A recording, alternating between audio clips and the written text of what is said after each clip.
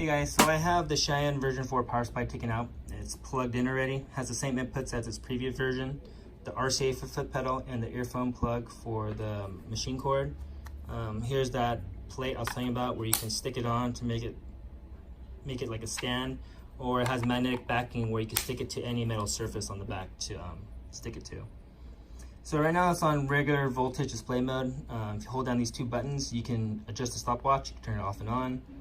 Your display mode's on voltage. I'm going to change it back to graph. That's how it originally came. You also have your foot pedal mode, which is your latch mode or momentary mode. This is where you would step on your foot pedal one time, it would keep running, or every time you step down the pedal, then the machine would run. So depending on your personal preference, you can go ahead and set that up. And to exit, that's it.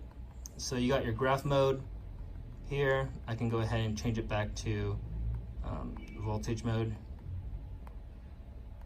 where it displays like we normally have it. And these buttons are touch sensitive, so I believe these you can have a barrier film over it and still be able to adjust your voltage without actually having to touch the power supply, just in case you're worried about cross-contamination or anything like that.